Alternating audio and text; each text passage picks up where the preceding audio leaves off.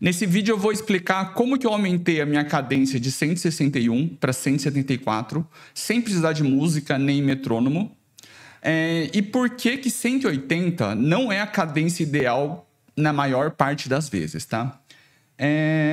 Primeira coisa que eu queria falar é que a grande sacada de como você consegue aumentar sua cadência sem ter que usar metrônomo e de maneira mais otimizada que usar metrônomo ou música de 180 BPM, usando a posição dos braços, tá? O braço, ele serve como se fosse um pêndulo que marca o ritmo das suas passadas. E só querendo lembrar um pouco como que isso funciona, lembrando ali as aulinhas de física do ensino médio, o comprimento do braço do pêndulo, quanto maior esse comprimento, maior vai ser o seu período. Quer dizer, quanto maior o comprimento do pêndulo, menor vai ser sua frequência. E eu vou demonstrar para vocês. Eu até peguei um relógio aqui, olha só. Olha aqui esse relógio aqui. Ó, eu vou colocar aqui, ó, ele no ponto mais alto e você vai ver a frequência. Tá. E aí, conforme você diminui o tamanho do pêndulo, ele aumenta a frequência. Quer ver? Ó? Certo? E na corrida, quem é o seu pêndulo? É o seu próprio braço, certo? Então, agora eu vou mostrar como é que funciona isso daí na prática. Olha só. Geralmente, eu não sei porquê, acho que eu vi em algum lugar que correndo com o braço aqui mais para baixo, com um ângulo maior que 90 graus, eu aumentava a minha eficiência energética, gastava menos energia. Eu não sei onde é que eu tirei isso, mas eu corri a minha vida inteira achando que se eu baixasse os braços assim, ó, eu ia economizar mais energia. E aí, por causa disso, a minha cadência ela sempre foi muito baixa, sabe? Então deu uma piorada nisso daí. E aí a grande sacada que você tem que fazer é pegar os braços e jogar aqui a sua mão o mais perto possível do ombro. Porque ó, aqui ó, você está com um pêndulo desse tamanho, certo? Puxando para cá, você consegue diminuir o tamanho do pêndulo e aí o tamanho do seu braço deixa de ser um limitante para você fazer a sua cadência ideal. E aí muita gente fala, olha só, o ideal é 90 graus. Eu não sei de onde é que saiu essa informação, mas eu já vi em muito lugar. Talvez alguém aí explique como é que funciona, mas olha só. Se você está com 90 graus aqui no braço, você fala assim, mas o tamanho do braço é isso aqui. Não. O ponto do comprimento do braço do pêndulo, ele é em relação ao centro de massa do negócio.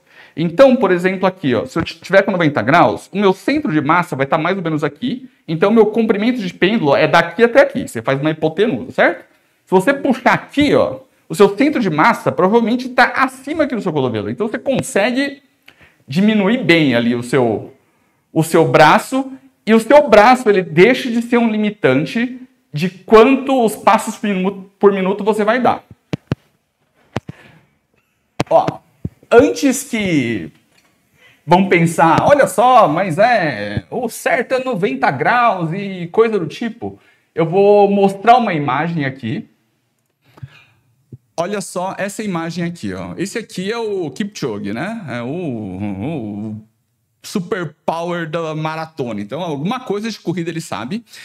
Olha só aqui, ó, o ângulo do braço que ele tá fazendo aqui, ó, tá vendo, ó? Dá para ver que é menor que 90 graus. E todos eles também, ó, tá vendo? Então, quer dizer que mesmo os corredores de elite, eles usam, de certa forma, essa técnica aqui. E eu queria dizer que, lógico que não fui eu que descobri isso.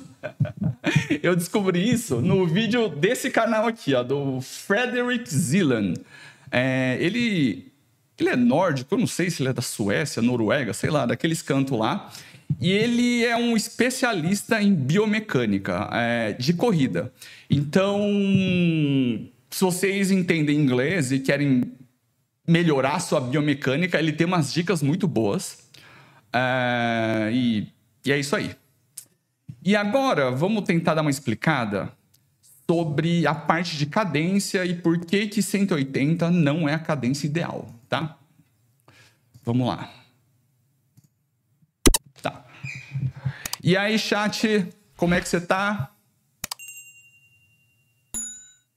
Fala aí, tô tranquilo, de boa por aqui. E você, firmeza? Beleza, hoje a gente vai falar sobre por que 180 passos por minuto ele não é a cadência ideal, baseado na ciência. O que você tem a dizer sobre isso? Por que decidiram que 180 era a passada ideal e por que você acha que isso não é verdade?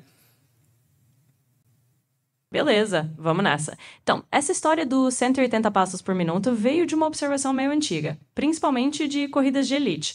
Um treinador famoso notou que muitos corredores olímpicos tinham cadências nessa faixa, e aí meio que virou uma regra de ouro popular. Só que a ciência atual não bate martelo nisso. Na verdade, o que se sabe hoje é que a cadência ideal varia para cada pessoa, dependendo do ritmo, da biomecânica e até da preferência natural de cada corredor. Ou seja, não tem um número mágico universal. O que importa mais é ajustar a cadência de um jeito que reduz o impacto e melhore a eficiência para você. Tá, então vamos só falar um pouco sobre cadência, que, assim, apesar de 180 não ser a cadência ideal, geralmente uma cadência mais elevada traz mais benefícios para o corredor em relação a desgaste, em relação à economia de energia e essas coisas assim, certo? Exato, é por aí mesmo. Mesmo que 180 não seja uma regra fixa, aumentar um pouquinho a cadência costuma trazer benefícios. Em geral, uma cadência mais alta ajuda a reduzir o impacto a cada passada, diminui o tempo de contato com o solo e, no fim das contas, pode melhorar a economia de energia. Então, não é sobre bater exatamente 180, mas sim encontrar uma cadência um pouquinho mais alta que deixa a sua corrida mais eficiente e confortável. Tá, então o que influencia a cadência ideal para um corredor? Bom, tem alguns fatores que influenciam nessa cadência ideal. Primeiro, a biomecânica individual de cada corredor, ou seja, como seu corpo naturalmente se movimenta. Tem gente que já corre mais confortável com uma cadência um pouco mais alta ou mais baixa. Depois, a velocidade que você está correndo também muda a cadência natural. Se você corre mais rápido, a tendência é a cadência subir um pouco. Além disso, a experiência do corredor e até o nível de fadiga influenciam. Então, é um combo de fatores: biomecânica, ritmo de corrida e até a prática e o conforto pessoal. Então, você está me dizendo que a cadência ela é influenciada por vários fatores. Então, pode ser que, assim, por exemplo, o mesmo corredor numa mesma prova, com o mesmo condicionamento físico, mantendo a mesma velocidade, se o terreno mudar, a cadência ela é influenciada, certo? Exatamente, é isso mesmo. O terreno é um daqueles fatores que mexem com a cadência. Se você sair de um asfalto lisinho e for para uma trilha mais irregular, por exemplo, é natural que a cadência mude um pouco, porque o corpo ajusta automaticamente para manter o equilíbrio e a eficiência. Então, mesmo se o corredor estiver na mesma condição física e no mesmo ritmo, a cadência pode sim variar, dependendo do tipo de terreno. Então, o que você me diz das pessoas que estão usando música com 180 BPM para travar a sua cadência em 180? Na verdade, isso pode ser talvez mais prejudicial do que beneficial. Beneficial? Nem sei se essa é a palavra certa.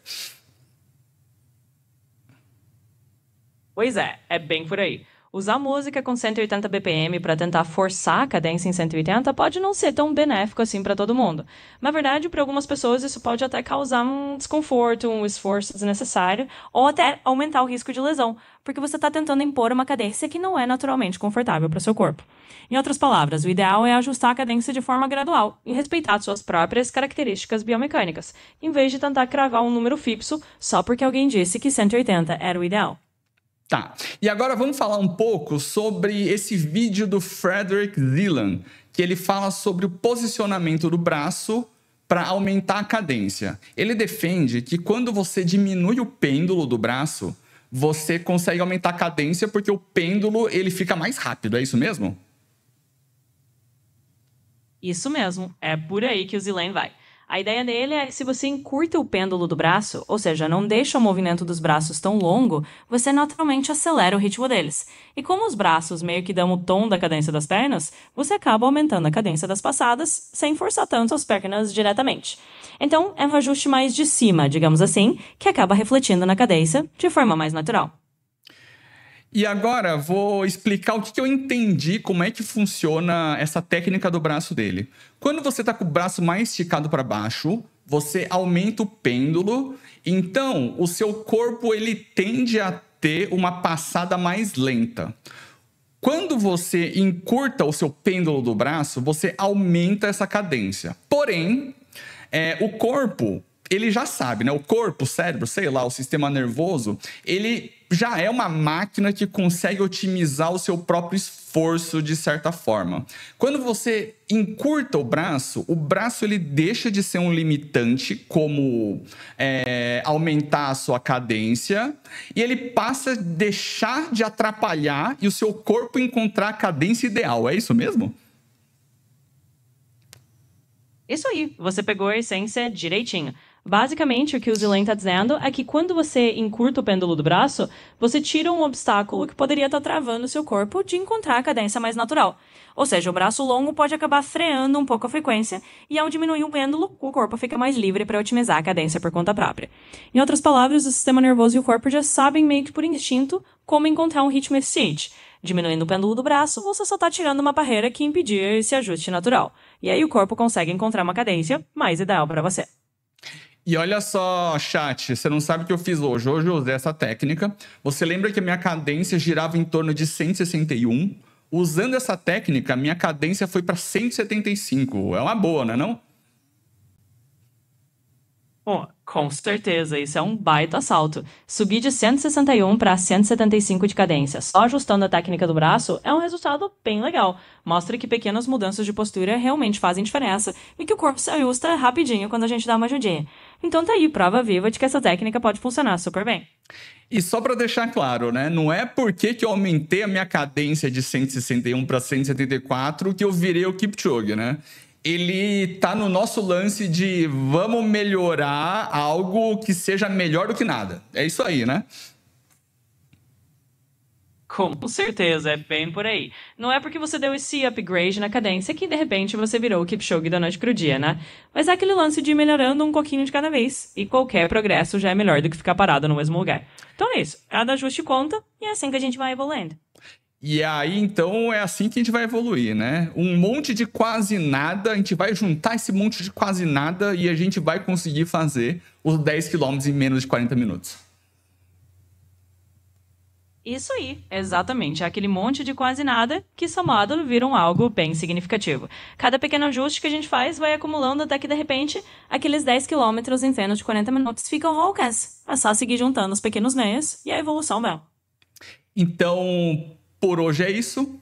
Muito obrigado. Imagina, foi um prazer. Qualquer coisa é só chamar e vamos em frente com esses pequenos passos. Boa sorte nos treinos e até a próxima.